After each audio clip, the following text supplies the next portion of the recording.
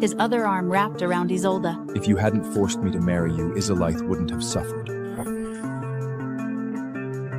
I only faked loving you, just to rip out your magical core for her. He tears the feathers, he snaps my bones, then he reaches into my chest and pulls out my magical core with his bare hands. I collapse in a pool of my own blood. Through fading eyes, I watch him place my core into Isolde's palm, like a gift. Just as I thought I was dead, the pain vanished. I snap my eyes open, drenched in cold sweat. My hand flies to my chest. My core is still there. Florence, have you decided who to marry? The day of choosing a husband, I've been reborn. Every face around me is exactly as I remember. Father, I think... King, I know Florence loves me, but Isolde is my only true love. The crowd gasps. The king's face turns to stone. Everyone in this room knows what I represent. I am the Phoenix Your Princess, Majesty. the only one. Suddenly, every man in the hall shifts, eyes sharpen, ambitions stir. I know Florence can't live without me, so I'll be generous. I'll let her be my mistress. She should be grateful Isolde is kind enough to share. That is Isolde. She's not even a real Phoenix. During the Great War, Phoenix Egg was lost. Protect the Phoenix Egg! The clan brought her back by mistake, thinking she was me. My mother was kind. She let Isolde stay, gave her the title of princess, but a borrowed crown doesn't change what you are. 10 years after I returned to my true family, I was sent to live in the Dragon Palace, and that's when things changed. Dragon blood is dying. New kings are chosen from lesser bloodlines, nagas, serpents, even lizards. They must survive the heavenly light to transform into dragons. But without a Phoenix princess, not one of them would live through it. The power purifies them, shields them. The princess doesn't just pick a king, she makes one. Caspian's words didn't just insult me. How dare you!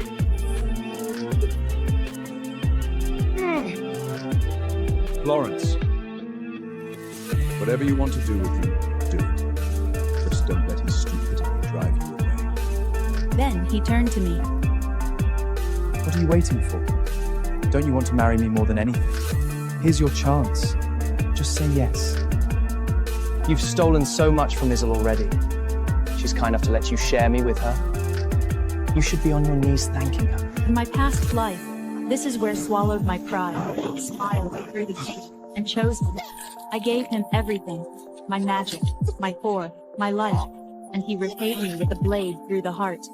Not this time. I lift my chin and look past him, as if he's not even there. I look at the king. My voice is steady and clear.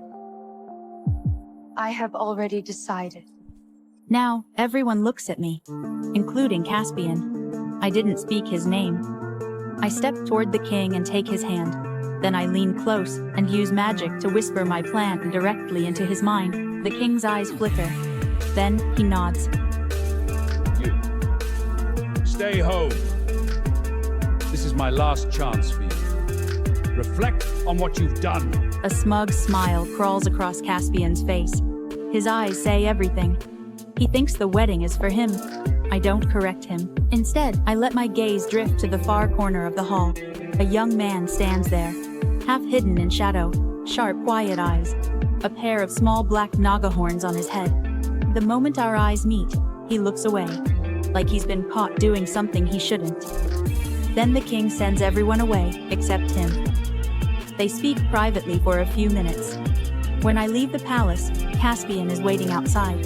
Caspian takes Isolde's hand and walks toward me like he owns the ground I stand on. Thank you for letting us be together, sister. My parents would be so happy if they could see this. My stomach turns. Caspian cuts in before I can respond. Why are you thanking her? She should be thanking you for being generous enough to share me. If you had said no, I wouldn't even keep her as a mistress. In my past life, I never once heard that voice directed at me. Isolde's parents died because of you. She lost everything, and yet she's still kind to you. The least you can do is give her something in compensation. Not once in all the years I bleed for him. Let me tell you about Isolde's parents. They were fake phoenixes, lesser spirits who found me as a lost child and raised me as their own, and they died protecting me from a beast that attacked our home. Their sacrifice is the reason the Phoenix clan found me. Their death gave me back my birthright, until the day I died. That's when I learned the truth. Isolde lured that beast to our home. She sent it to kill me, and when her own parents got in the way, she let them die. She murdered her own parents just to get rid of me. And now she stands here, using their graves to squeeze more from me. I look at them both. I say nothing. Isolde tugs gently on Caspian's sleeve. That delicate little gesture she's perfected over the years. Caspian pauses, as if remembering something. Florence, there's one more thing. What? Isolin's magic is weak. After the wedding, she'll be bullied by the other clans. You gave her plenty of artifacts. Who would dare bully her? Every gift I ever gave him, every treasure, every rare artifact, he handed straight to Isolde without a second thought. Artifacts are nothing compared to real power. I want to borrow your magical core. Suddenly, my brain explodes with a loud ring, his hands inside my chest, his fingers closing around my core and pulling. My vision goes red, every nerve in my body screams, kill them. My magic surges, but I force it down. I force myself to breathe. Death is too easy for them, too quick, too merciful. I look him dead in the eyes. Give me your spirit core. Do you know what losing a core means? I will lose all my magic. I could die. We're about to be married. Why are you being so selfish about this? Give her the core. Now. I know exactly what he's doing. In my past life, this is how it ended. He didn't borrow my core. He ripped it out of me without a second thought. I stare at him. My magic answers my rage before I can stop it. An invisible pressure radiates from my body like heat from a furnace. Isolde's face drains of color. Even Caspian takes a half step back. His confidence cracks. Good. Be afraid. I could end them both right here, but then a voice cuts through the tension. Princess Florence, the king sent me to find you. He's standing less than 10 feet from me, right inside the full radius of my pressure, and he hasn't moved to flinch. Everyone else in this corridor is struggling to stand. He's standing like a mountain. He's still just a Naga, but if he can stand still under the pressure of a Phoenix princess, then his true power runs deeper than anyone knows. I release my magic, pull it back like sheathing a blade. The air returns to normal. All right, let's go. Wait! What business does this lowborn have with you? What could a filthy Naga possibly have to say to the Phoenix princess? The boy doesn't even look at Caspian. He just waits for me. This quiet, unshaken boy is my future husband. Of course we have things to talk about. Instead of worrying about who I talk to, you should be preparing for the trial in 5 days. Trial? I am the strongest dragon candidate of this generation. I'll succeed even without your help. We will see. The dragon trial opens once every 50 years. Every candidate who dreams of becoming a dragon must enter. They face the heavenly lightning that burns away their old form. If you endure it, you shed your scales and become a true dragon. One mistake, and you turn to ash. In my past life, I used my own life force magic to shield Caspian from 9 bolts at once. He became the first dragon in history to succeed on his first try. They called him a genius, a once-in-a-millennium king. They never knew it was my magic holding him together, my core cracking under the weight of his ambition. The damage left a permanent scar on my cultivation. Mentioning the trial shifts his focus immediately. Just wait. In 5 days, you will come beg me to marry you. I stay silent, leaving. Out of the corner of my eye, I catch a flash of jealousy in Isolde's expression. They walk away together, like the perfect couple. Arthur. The king told you everything, I say, about the trial, so I need one honest answer. Are you here for power, or is there another reason? He doesn't answer right away. Then he drops to his knees, both hands flat on the ground, forehead pressed to the earth. I, Arthur, swear an oath to the heavens. If I ever betray you, in this life or any other, let me die the cruelest death imaginable. He stays kneeling, waiting. I reach to the sun. A strong wave of magic shows. A phoenix royal pendant rests in my palm. I release my hand, kneel down. I believe you. His lips part, but no sound comes out. I pretend not to notice. I return to my palace. The moment I step through the gate, my little bird spirit comes running toward me. Princess! Princess, come quickly! They're chopping your tree. My blood goes cold. I look up and rush to the main courtyard, my sycamore. My mother gave me that tree the day I left the Phoenix realm. I was scared. I didn't want to leave home. I didn't want to live among dragons. The sycamore is the home of the Phoenix. Wherever you are in this world, wherever they send you, as long as this tree stands, you are home. It was so small when I planted it, and now it's gone. Destroyed in a single afternoon by a man who never loved me. How dare you cut down my sycamora! It's just a tree. I cut it down. So what? From now on, you will only grow phoenix flowers that Isolette loves here. This is my palace. I plant what I want. Can't you even give a place of her own? Caspian looked embarrassed for a moment. He is just one of many candidates. Until they become king, they live in shared halls. Your things are mine. I'm just planning ahead for us. If you annoy me, I might not marry you at all. He didn't see any panic on my face, so he tried to act sweet. I'm doing this for your own good. Be good, and I'll let you have my first son. Don't flatter yourself, Caspian. You will never be my husband. Not in this life. He didn't believe me. He thought I was just angry. If not me, then who else? The king said he's preparing our wedding. I looked at his confident face and sneered.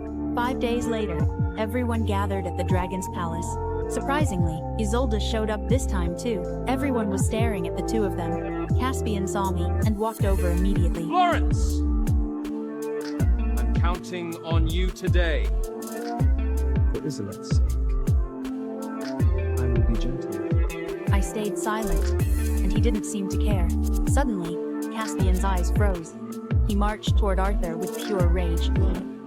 The necklace only belongs to the future husband of the Phoenix clan. How did it end up in the hands of a lowborn wretch like you?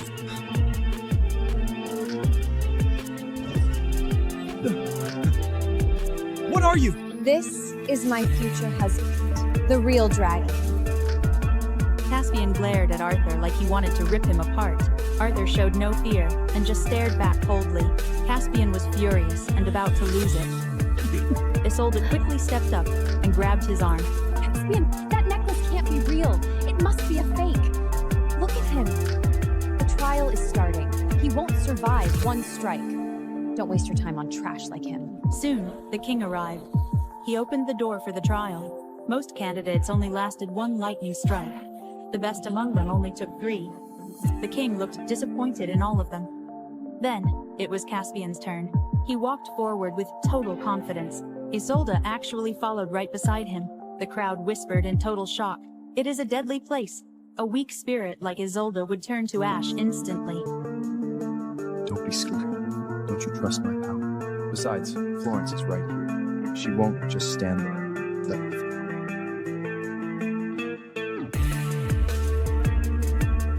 Isolette! What are you doing? We agreed you would just stay by my side. Losing your core will ruin your future cultivation. Caspian, I know my magic is very weak. I'm nothing like a royal phoenix princess, but I want to do something for you. Let my core help you survive the lightning. What's the point? Her magical core won't last a second. She must really love him to do that. What does Catherine have that makes everyone love her? He sure isn't afraid to die. If Caspian fails, her core will shatter first. Without a core, she'll lose everything and die. He only dares because of Princess Florence. I don't know why she is so loyal to me. The crowd gossiped with envy in their eyes. I just watched everything with a cold stare. This didn't happen in my past life. Now, I'm curious to see what happens next. He suddenly summoned 9 heavenly thunderbolts.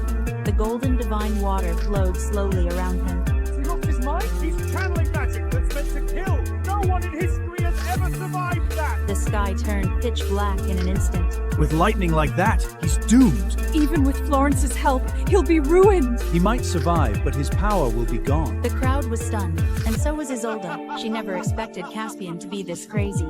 Yeah, he's always been reckless. In my last life, he never cared about my safety. Let's see how he survives without me this time.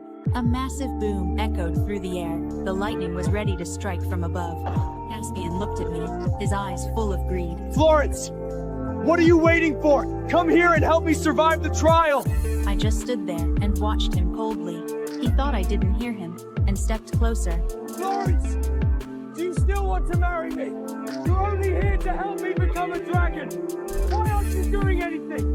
Move now! I stood there like a statue, cold and still. Caspian's smug face finally showed pure terror. This isn't the time for jokes. If these 9 bolts hit me, I'll die. Do you really have the heart to let me die? I remembered my past life after our wedding.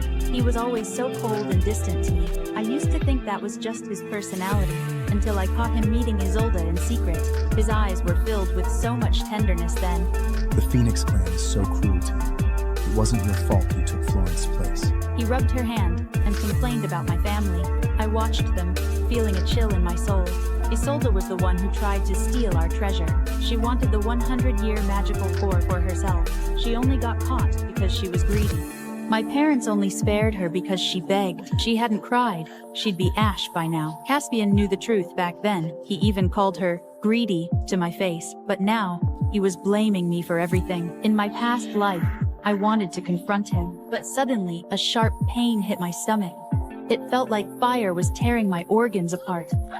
I rolled on the ground, screaming in agony. Then, a pair of white leather boots appeared. I looked up and saw Caspian with a sword. Second, blood splashed everywhere. He ripped my magical core out of my body. Thinking of this makes me want to kill him.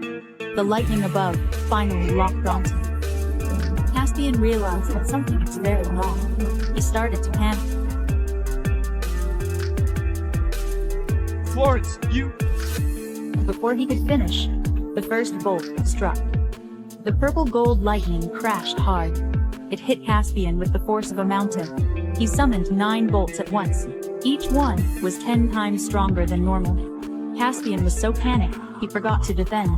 He screamed and coughed up a spray of blood. Isolde shrieked in horror. In an instant, her tiny magical core shattered. All her magic energy drained away.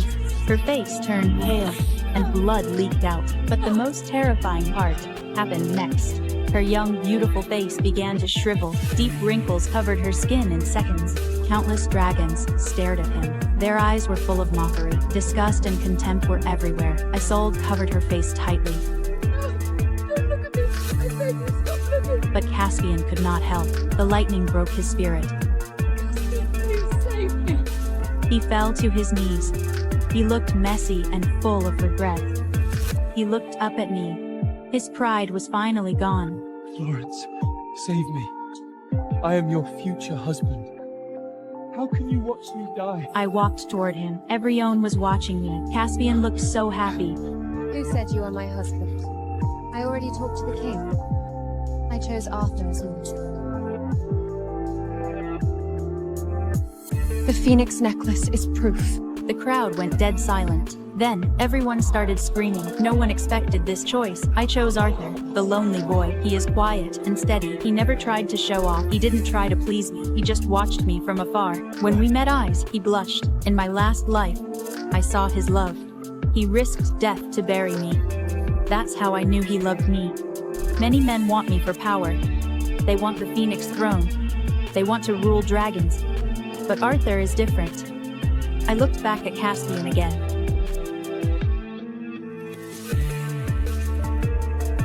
In my past life, Caspian only dared to face 3 bolts of lightning. After 3 hits, he was covered in wounds. But he wasn't satisfied with that. He wanted to prove his own strength, so he sent me a secret message. He begged me to help him. I secretly used my Nirvana magic. I used my magical core to protect him. That battle damaged my magical core. It took me 2 years to recover. I was left with permanent illness. Later, he became the first king to survive 9 bolts at once. Thousands of people worshipped him. But in this life, he was too greedy. With experience from his past life, he didn't care about the risk. He called down 9 bolts of lightning at once. He didn't care if I got hurt. He didn't care if I got sick forever. From start to finish, Caspian only ever cared about himself. What a pity. I looked at the rolling thunder. I'm afraid Caspian won't even survive the second bolt. Just as I thought that, a huge purple gold lightning bolt struck. Caspian looked absolutely terrified, but it was already too late. The lightning crashed down with a roar. It hit the trial ground hard. After a while, the king sighed. He raised his hand and cleared the thundering clouds. He was once a talented dragon, and not your wings wait you dread. The morn were angelic. The king explained this to the crowd. Then, he sent a surge of spiritual energy into Caspian's body. After that, Caspian slowly woke up. Servants pulled him out of the ground. Before, they respected him because I loved him, but now he is powerless and badly hurt. The servants treated him carelessly. Their eyes were full of contempt. Caspian had someone to save him, but Isolde was not so lucky. She gave her magical core to Caspian. Now that the core was shattered, she aged instantly. Isolde cried bitter tears as she grew old. This time, Caspian finally became smart. He didn't ask me for anything. He just stared at me blankly. The king looked at me. I nodded at him casually. I was the one who told the king to save Caspian. Caspian noticed this small movement immediately. His eyes lit up suddenly. He stumbled toward me. I was wrong. With a loud thud, he knelt down. Florence, please forgive me. His face was full of I regret. only want you now. I will love you with all my heart. I won't have any other desires. I felt a wave of pure joy. I lifted my foot and kicked him. Caspian looked totally shocked. In our past life. When you cut out my magic, did you ever think of today? I didn't look at him again. I led Arthur to the ground, I will stay with you. but he stood there, frozen. Everyone was watching us. What's wrong? Even the king looked confused. Caspian's eyes filled with malice. He doesn't want you, Florence. Do you think everyone loves you? Arthur's eyes were so gentle. They were filled with deep love. Princess, let me try alone. I was stunned for a moment. He gently squeezed my hand. This lightning is dangerous. I know you are very strong, but you are a phoenix. If you get hurt by lightning, it will damage your foundation.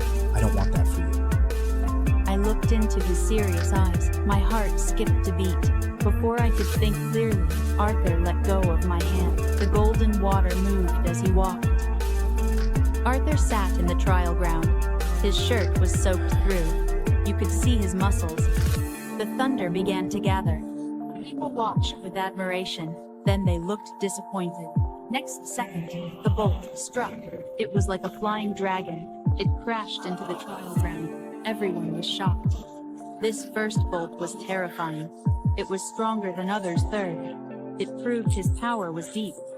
The scoffers were now stunned. I couldn't help but smile. In the past, he took 5. I thought he'd give up, but he sat still like a mountain. I looked at him with worry. He was covered in wounds. He had reached his limit. He just smiled at me. He signaled.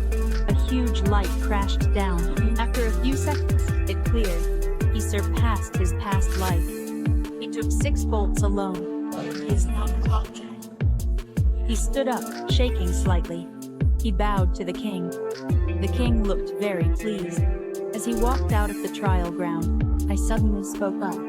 I walked toward him slowly, his eyes widened a little. The clouds gathered again. He shouted. I held his hand to calm him. This day will be enrichment. Arthur took 6 bolts on me. With my help, he took 3 more.